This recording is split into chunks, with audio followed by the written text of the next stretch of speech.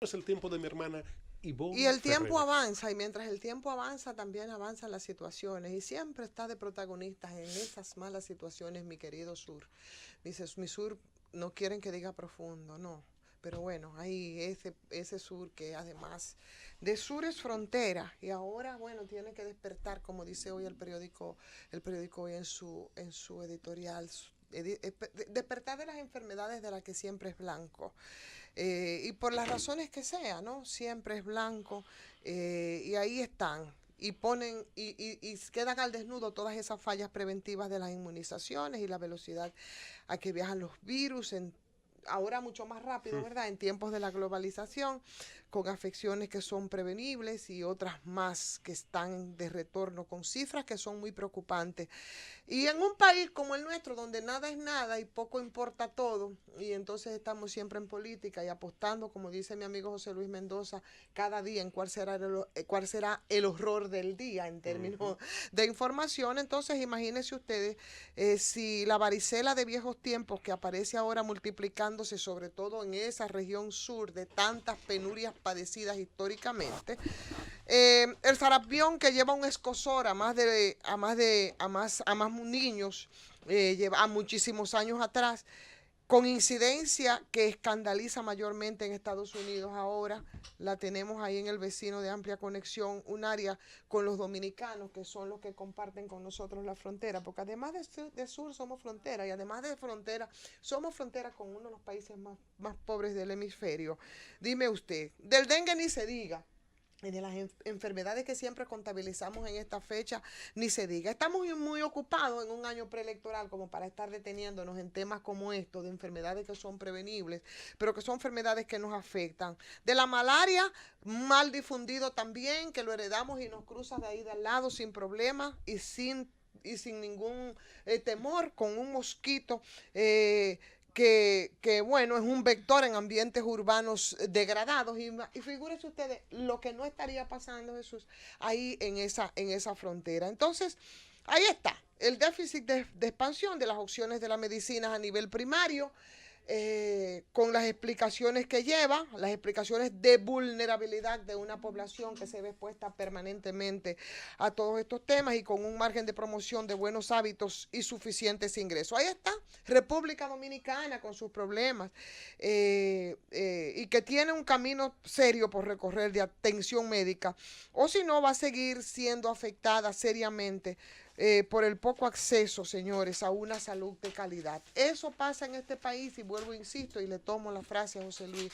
Señor, tenemos que seguir apostando y viendo cuál será el horror que nosotros tenemos que vivir cada semana. Como horror, y retomo un poco el tema que tocaba Jesús, es lo que tuvimos que vivir ayer. Bueno, horror fue lo que vivimos hace mucho tiempo, cuando esta señora con una voz así muy compungida, muy entrecortada, con unas lágrimas que todavía resuenan hace 3 años, ¿verdad? En la memoria nuestra, sentada al Emily, ladito, regresas a tu casa, te esperamos. sentada justamente al lado de su hijo, mintiendo con una sangre fría, espeluznante, le pedía precisamente a Emily Peguero eso mismo ahora mismo que dramatizaba Josefina, mi compañera aquí al lado, para que regresara a su casa, un asunto que sabía esa Barbaraza. señora que perfectamente no podía hacerlo, porque Emily había sido asesinada por su hijo probablemente, y quién sabe si por ella misma. Eso nunca lo sabremos, porque tenemos una justicia como la que tenemos. Esa señora, Marlene Martínez, que ayudó a su hijo Marlon a desaparecer el cadáver de Emily, quien a sus 18 años, esa muchachita solo había cometido el pecado de haber quedado embarazada de este muchacho. Y la habían metido en una maleta porque se nos olvida todo muy rápido. A Emily, a esa niña de apenas 16 años, la habían metido en una maleta, como si fuese nada, como si fuese un animal, como si fuese un objeto, como si fuese cualquier cosa. Una Esa carga en el niña camino. de 16 años la metieron en una maleta, una vida, un ser humano, Iba para un y la viaje. dejaron tirada, señores, en una finca.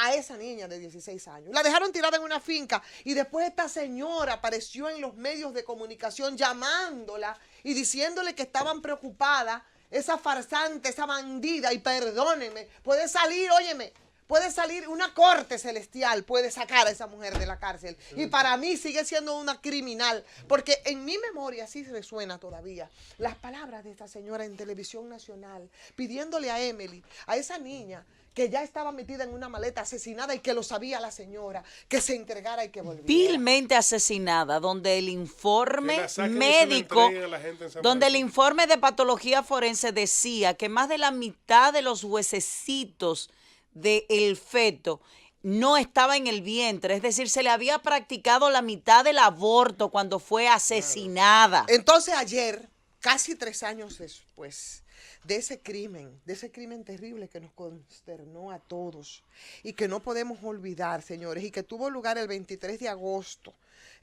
los jueces de la Corte de Apelación de San Francisco de Macorís decidieron rebajarle la pena a esa señora, Jesús. Esos honorables jueces. A Marlin, quien había recibido una condena de 5 años y ahora solamente va a pagar 2. Ivonne, eso es lo que va a pasar, va a pagar 2. Ivonne, ¿usted sabe por qué llegamos nosotros a ver el escondite y todo esto? Porque desde aquí, y por eso tenía diferencia con Jesús, el magistrado Bolívar Sánchez traslada para allá una comisión para determinar, porque si hubiese sido allá en San Francisco, esa mujer estuviera suelta todavía. Tuvo que intervenir Bolívar Sánchez, procurador general adjunto. Entonces, la pregunta es, después de tú ver eso y después de tú vivir todo ese drama y después de tú tener complicaciones para tú ver cuál es el peor horror, ¿cómo es posible que se castigue?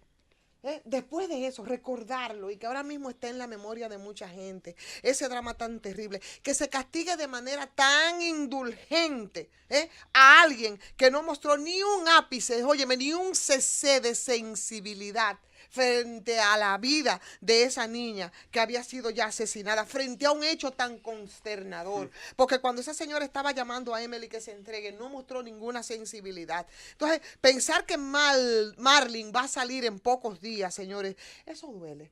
Eso duele en el alma y no te duele solo como madre, te duele como ser humano. Claro. Te duele que nosotros estamos perdiendo el valor de la vida. Duele tanto y vuelvo y apuesto al tema del horror, como la información que nosotros vimos en estos días, que se presentó en otro espacio en el que tengo alguna participación, y se hablaba de una pobre infeliz con la que pude conversar, que su niña de 14 años fue violada, y que esa niña de 14 años fue a un destacamento, y que el señor de 46 años que estaba ahí, en tanto se demuestre lo contrario, también abusó de la niña mientras ellos estaban buscando un teléfono con algunas pruebas, y que ese señor, donde está en prisión por un mes, en operaciones especiales, como si fuera en un hotel. ¡Qué bien! No la victoria, no. Él está detenido en operaciones especiales, pero qué maravilla. Entonces, volviendo al caso de Emily, porque ya tenemos a Josefina aquí, se nos va a acabar el tiempo, y discúlpame, Linares, volviendo al caso de Emily, señores, y volviendo a cuál es el horror que nosotros tenemos que vivir cada semana, es muy difícil. Es muy difícil imaginar lo que en este momento están sintiendo los padres de Emily. Es muy difícil imaginar la impotencia que siente si nosotros como ciudadanos, que todavía nos queda sensibilidad, señores, estamos muertos de horror frente a lo que ayer hizo la justicia dominicana.